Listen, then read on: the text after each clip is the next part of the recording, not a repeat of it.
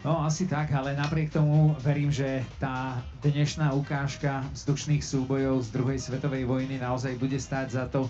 Chalani v týchto v úvodzovkách retro lietadlách a vojenských lietadlách majú nalietaných naozaj stovky a stovky hodín, pretože od roku 2009 sú súčasťou naozaj každého jedného väčšieho leteckého podujatia, či už u nás, alebo v Čechách a ďalších okolitých krajinách a lietajú naozaj samozrejme s obrovskou vášňou k týmto strojom a samozrejme aj s rešpektom k histórii a s ňou spojenými súvislostiami práve v spojitosti s leteckými silami tých súperiacich veľmocností a veľmocí z druhej svetovej vojny.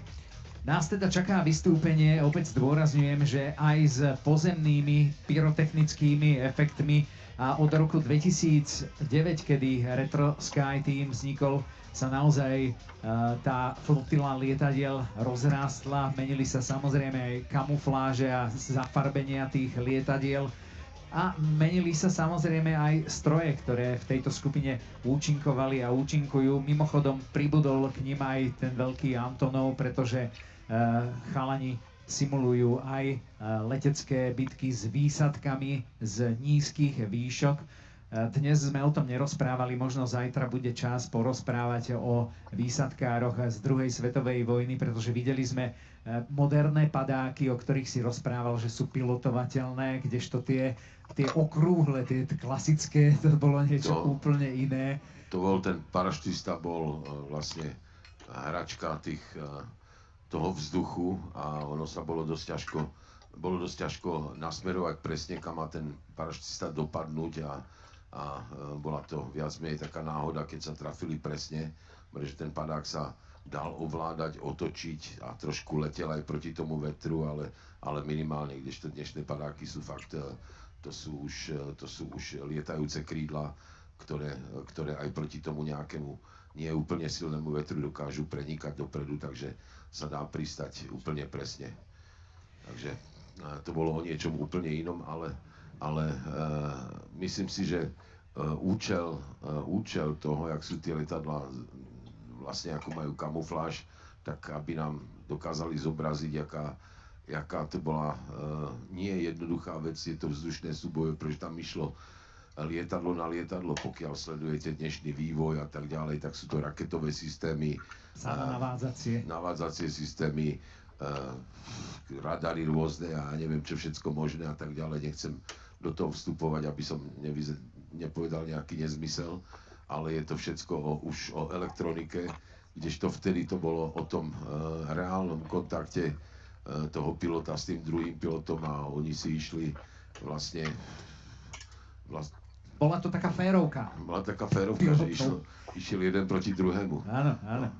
A tá akrobácia vlastne bola súčasť toho, pretože uniknúť tomu druhému pred dostrelom, tak rôznou akrobatickou figurou sa dalo uniknúť tomu druhému. Keď to urobil nečakanie a tak ďalej, tak mu mohol uniknúť pred streľbou, takže vlastne akrobatický výcvik skôr bol súčasť toho výcviku a vlastne dneska, keď sa pozeráme na to, tak sme si videli nejaké tie cvičné lietadlá, ktoré sa vyrábajú v Prešove, tak tie nelietajú akrobáciu, pretože dneska je ten výcvik trošku inou filozofiou. Dneska je naučiť lietať pilotov z bodu A do bodu B. Skôr ten výcvik bol orientovaný aj na tú armádu, to znamená súčasťou toho výcviku bola akrobácia, preto tie lietadlá výcvikové v tých 70. rokoch ešte stále v 60. 50. rokoch dokázali lietať akrobáciu, pretože ten žiak sa musel naučiť lietať akrobáciu, pretože súčasne sa počítalo s tým, že bude z neho aj vojenský pilot, ktorý musí vedieť akrobáciu. To, že sa to potom používalo na ten akrobácia pre športové ciele a tak ďalej, že sa zúčastňoval súťaž, to už bola druhá vec, ale prvoradá myšlienka bola naučiť toho pilota lietať tak, aby bol použiteľný aj pre armádu a či už skončil v armáde alebo v dopravnom letectve, to je druhá vec, ale on sa naučil tie základné akrobatické veci už v tom základnom výcviku, kdežto dneska je tá filozofia iná. naučiť pilota lietať z bodu A do bodu B, pochopiteľne, aby dokázal bezpečne odštartovať, pristáť a všetko ostatné a tá akrobácia už nie je tak podstatná a keď sa jej niekto chce venovať, tak to musí urobiť vo zvláštnom výcviku bokom. Takže už máme nejaké lietadla Retro Sky Teamu vo vzduchu. Tak a ja len doplním, že pristavil sa pri mne pred chvíľočkou Jurgis Kairis. Ja som mu poďakoval za skvelú show.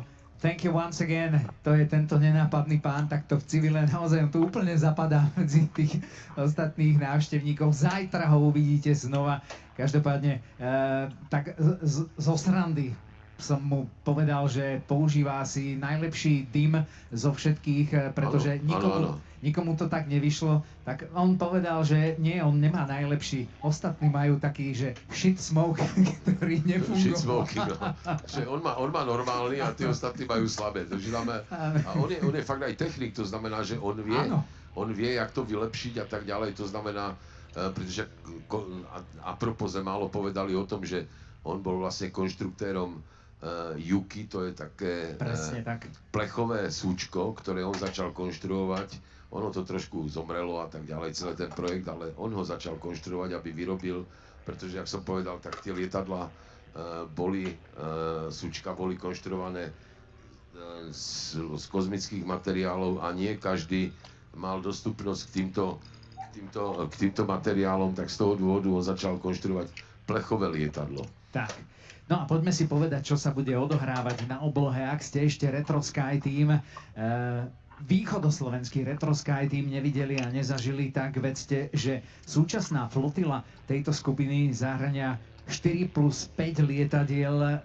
Možno, že neuvidíme všetky na oblohe dnes podvečer. Každopádne lietadlá Z226 a Z326 simulujú ruské a nemecké bojové lietadlá z druhej svetovej vojny a aj keď scenár ich vystúpenia, ktoré sa rozbieha, nekopíruje konkrétnu leteckú bitku alebo udalosť a musí byť prispôsobené samozrejme terénnym možnostiam konkrétneho letiska, pochopiteľne v úvodzovkách nemeckí piloti v súlade s históriou a historickými faktami druhej svetovej vojny nakoniec podľahnú leteckým schopnostiam osloboditeľov a Červená armáda bude sláviť aj tu na košickej oblohe úspech. Dámy a páni, vychutnávajte si vzdušný súboj košického Retro Sky Teamu.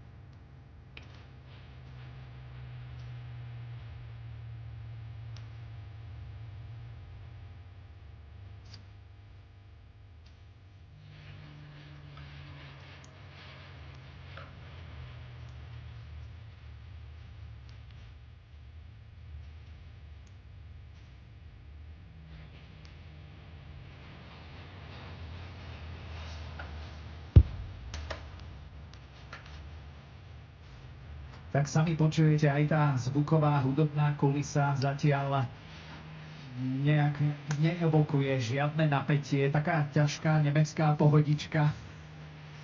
Zatiaľ sa teda nemeckým vzdušným silám darí úspešne ničiť pozemné ciele. Ale v tom priletia piloti Červenej armády a tí sa budú snažiť zostreliť tie lietadlá tých okupantov vlastne fašistických, aby sme to nazvali správne.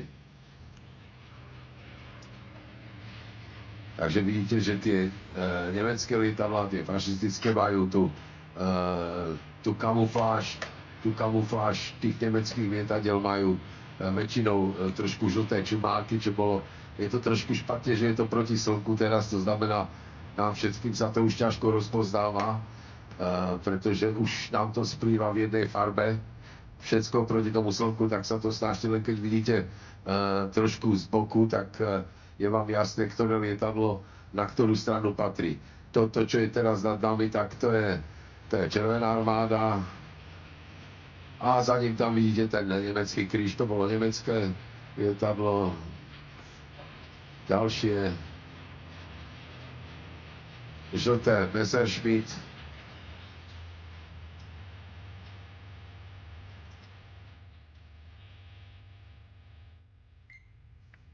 No a samozrejme, ako Stano povedal, tie vzdušné súboje počas druhej svetovej vojny boli doslova férovkou chlapa proti chlapovi. Aj teraz vidíte, že vlastne tie lietadlá ako keby lietajú v dvojiciach, pretože naozaj tí piloti si ich aj v prípade tých reálnych bojov počas druhej svetovej vojny delili a boli to naozaj boje jeden na jedného.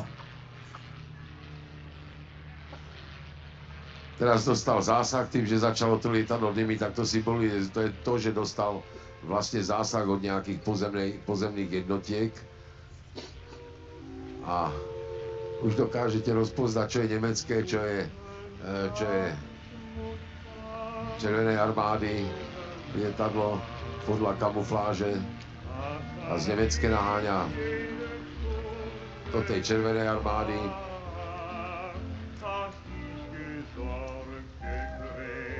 A znovu preveletí lietadlo Červenej armády, za ním nemecké a snaží sa ho zostreliť.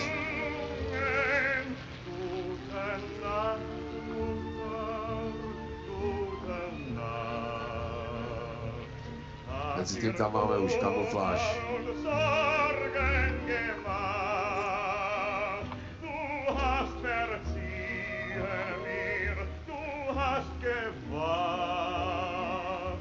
Takže tam máme kamufláž amerických lietadiel, ktorí bojovali na strane a nejaké ruské lietadlo zasiahlo trošku, teda nemecké lietadlo zasiahlo ruské lietadlo, to znamená tým, že púšťa tú dymovú clonu, to symbolizuje zásah. Ale vidíte, že tam máme lietadlo americké, znovu zásah, Nemci zasiahli, ale veríme tomu, že sa to vymstí a máme ďalšie americké lietadlo, za ním zás to nemecké lietadlo.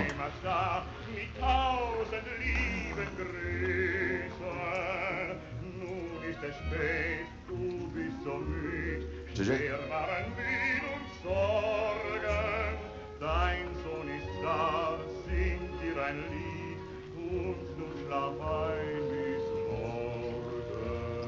Tak ja som sa snažil dopátrať, kto z tých leteckých S Retro Sky týmu je momentálne vo vzduchu. K menám sme sa nedostali každopádne, ale chcel by som pozdraviť minimálne pána Ivana Vološina, ktorý predpokladám, že podobne ako všetky vystúpenia Retro Sky týmu sleduje jastrabým okom zo zeme a nielen sleduje, ale aj riadi. Je to naozaj letecké ESO, ktoré má na svedomí Retro Sky tým a jeho súčasné, môžem povedať, vzdušné choreografie. My vám pozdravujeme a ďakujeme za dnešnú skvelú show.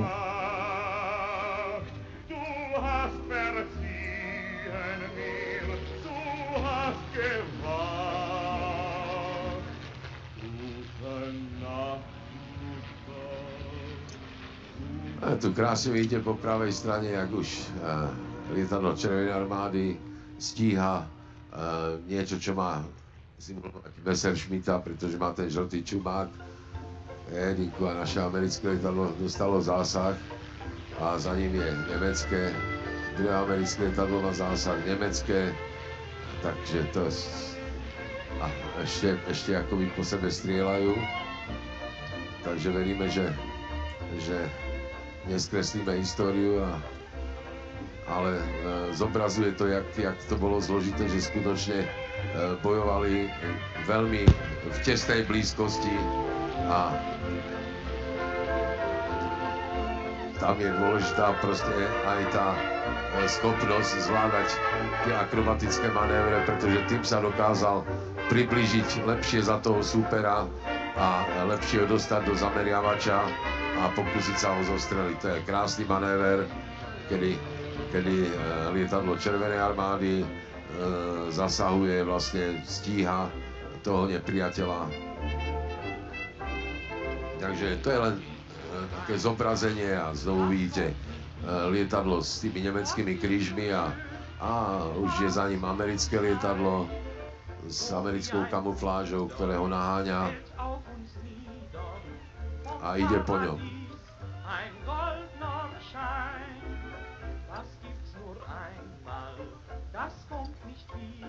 Takže naraz sa tá nemecká pohodička, ktorá nám tu tak hraje, krásne zmení a verím, že nebudeme meniť historickú skutočnosť a vyhrajú tí, ktorí majú vyhrať. Teraz práve vidíte, jak bola dôležitá tá manevrovateľnosť a schopnosť manevrovať s tými lietadlami, pretože tým sa dostal lepšie do toho zameriavača.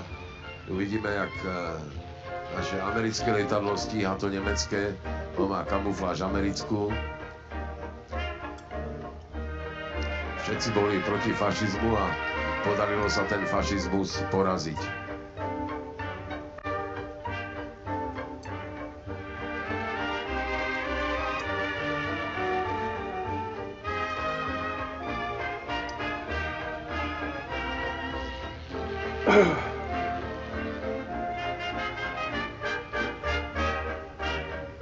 A znovu ukážka, jak to lietadlo tej Červenej armády, to je to vzadu, sa snaží dostať za to lietadlo pred ním, aby ho dostalo do zameriavača a zostrelilo ho.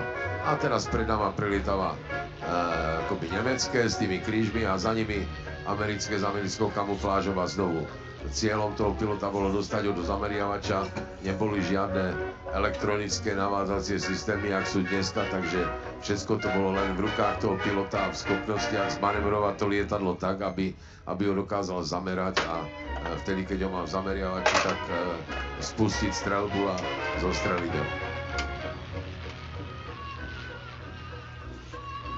Takže celé toto vlastne symbolizuje ten boj tak, jak mohol vyzerať, tak jak kolega Alex povedal, nie je to žiadna reálna bitka, ktorú zobrazuje, ale nejaká vymyslená, ktorá nám chce len ukázať, že aj vtedy to nebolo jednoduché a to, čo dokázali naši predkovia, aby sme my dneska žili v miery, tak skutočne musí mať pre nás dneska veľkú hodnotu a musíme si toho vážiť. Tak aj ja samozrejme pozdravujem aj celý realizačný tím Retro Sky týmu, pretože práve v súvislosti s tým, o čom rozprávaš, tento tím zalietal krásnu takúto show aj na oslavách 80. výročia Slovenského národného povstania, ktoré sme si v Košickom kraji pripomenuli na Dargovskom priesmiku, kde prebiehali jedny z tých najťažších bojov nielen počas Slovenského národného povstania, ale počas druhej svetovej vojny a Retro Sky Team bol súčasťou naozaj krásnych oslav. Stano, myslím, že by sme mohli porozprávať ešte aj o lietadlách, pretože lietadla Z-226 to je tiež kus československej histórie. Vlastne sú to lietadlá, ktoré svetlo sveta uzreli 10 rokov po skončení druhej svetovej vojny. Tak je to jasné, že tá vojna síce skončila, ale bolo treba vyrábať lietadla, ktoré, tak jak som vravel, že to je rozdiel proti dnešku, že tie výcvikové lietadla mali za cieľ naučiť pilota aj tie vojenské manévre, to znamená tú akrobáciu. Preto vlastne vznikli tí tréneri Rada Zlín 26, to bolo 126, 226, 326, 526 tak a 726. Oni sa volali tréner. No to je tréner, proste, pretože to je rada tréner, ktoré sa vyrábali práve na to, aby sa na nich školili piloti prioritne, aby dokázali sa z nich potom vyškoliť piloti vojenských lietadiel. Vieme, že potom mali k dispozícii však MiG-15 sme povedali, že si zapamätajte rok 1947. To znamená, najprv bolo treba naučiť toho pilota na normálnom, relatívne piestovom lietadle, jednoduchom, a potom prechádzal už na to zložitejšie. Preto vzniklo lietadlo L-29 Delfín, ktoré už z toho lietadla išli priamo na postupnej dobe na tie stíhačky na MiG-17, MiG-15, MiG-17, MiG-19, MiG-21. No takže vidíte, že to zobrazuje ešte aj streľbu zo zeme, hádzanie bomb a všetko, takže to sú tie lietadla trenéra. Jedno lietadlo je ten Jak-52, to už nám dneska sme ho videli vo vystúpení, takže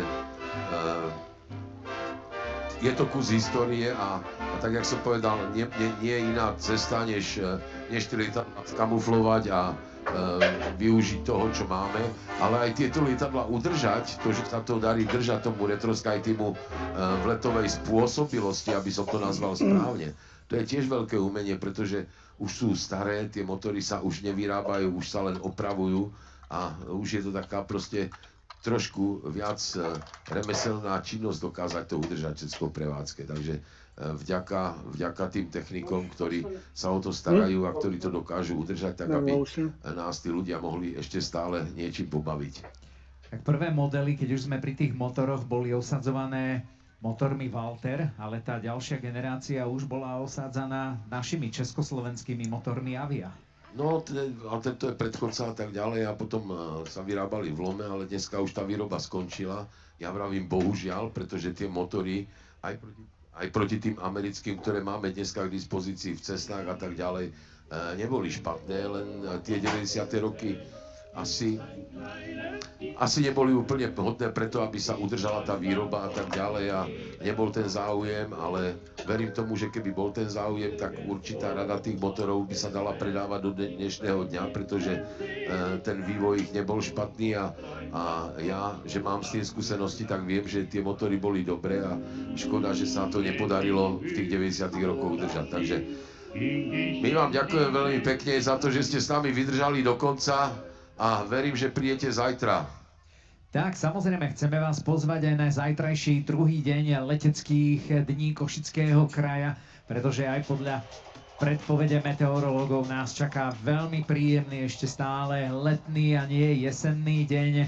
A ja pevne verím, že naozaj pozvanie aj prvého muža Košického samosprávneho kraja, predsedu KSK Rastislava Trnku, príjmete, pretože zajtra nás čaká opäť ďalšia plejáda skvelých vzdušných show a vystúpení a lietania naozaj počas celého dňa.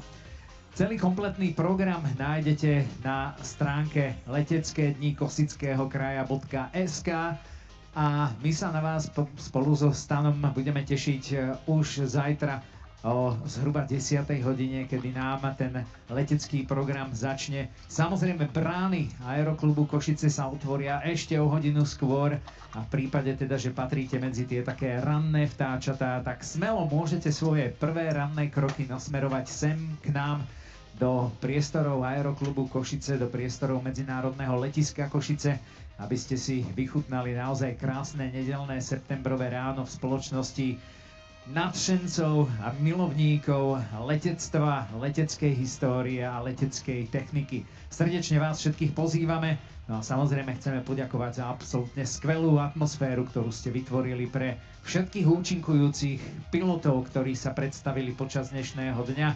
A teda, ak ešte ste tu s nami, zamávajte a zatlieskajte pilotom Retro Sky Teamu, ktorí postupne prilietávajú a sadajú na zem po naozaj ťažkej a náročnej vzdušnej bitke a vzdušných súbojov, ktoré nás preniesli do bojov druhej svetovej vojny. Ešte raz veľké poďakovanie aj Retro Sky Teamu, ktorý pevne verím, že bude lietať aj zajtra a rovnako verím, že za takej masívnej podpory a účasti vás, ktorí ste prišli na letecké dni Košického kraja aj počas toho prvého dňa. Stano, ďakujem veľmi pekne za celý skvelý deň, za skvelé slová a informácie, ktoré si chrlil zo seba naozaj ako jedna encyklopédia a už teraz sa teším na rozprávanie a stretnutie s tebou zajtra.